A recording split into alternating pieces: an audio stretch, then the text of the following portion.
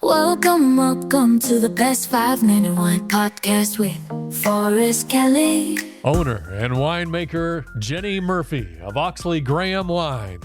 And I had never made a wine that color before, so I was a little panicked. But the resulting wine is Best 5-Minute Wine Podcast. You know, part of being a business owner, and you've got to pump up your chest and you've got to tell everybody, you know, it may not be your personality, but you got to get out there. You didn't make that jump from working at Paul Hobbs to saying, you know, because based on the cork, I want the specific cork and I want the specific barrels. You made partly the jump was because of challenges and competitions and judgments and things. Your wine and what you were putting out there was getting some awards, right? Yeah, at Paul Hobbs, I got to work with some amazing fruit. He had some great estate vineyards and also worked with Dextoffer fruit, which is highly regarded in Napa. And so I was making 100-point wines for Paul. And there's multiple 100-point wines that we made as a team there. And really, you know, we were getting great scores. And I just felt like it was time to kind of, you know, put those skills to good use and try something completely new for myself. Now, let's put that in reference, 100-point wine. And I know the point spectrum, so for those that don't know what 100-point is, you just make a wine and you put a cork in it and bottle it, put a great fancy label on it, and you can get a 75, right? Or put it in perspective for us. When you look at the score ratings, there's all different classifications. And I think anything above a 95 is called a classic wine. There's a lot of wines in the 70 to 80 range. Anything above 90 is pretty darn good. And 100 is considered perfect. So that is kind of the scale. So most of our wines were the 90 to 97 range, and then we had a few in the 100. So that was kind of a good, pat on the back for myself and my team as well. So that tells you that, hey, I can hang with the big boys. Exactly. Yeah.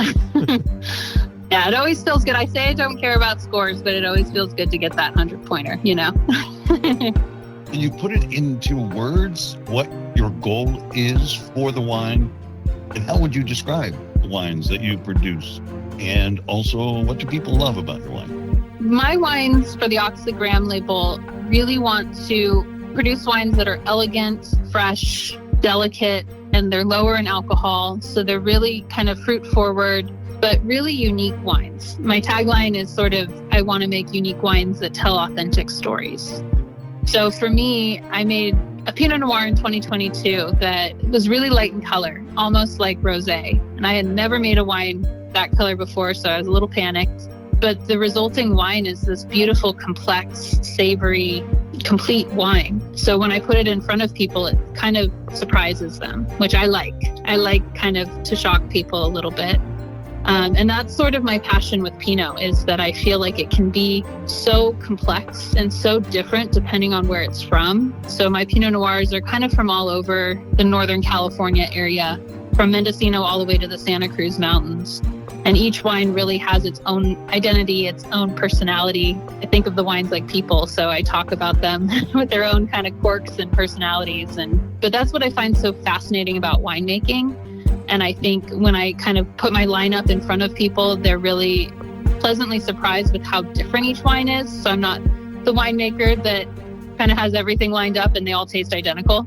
They all have their own identities. And then I really delve into kind of varietals that maybe some people haven't heard of or haven't had a lot of experience with. So I make a white blend that's Chenin Blanc and Pic Poul Blanc, Petit Verdot, bottled by itself. I'm making an Albarino in 24. So kind of a little bit different. I like unique and I like different. From Sauvignon to Merlot, we look for adventure at wineries around the globe.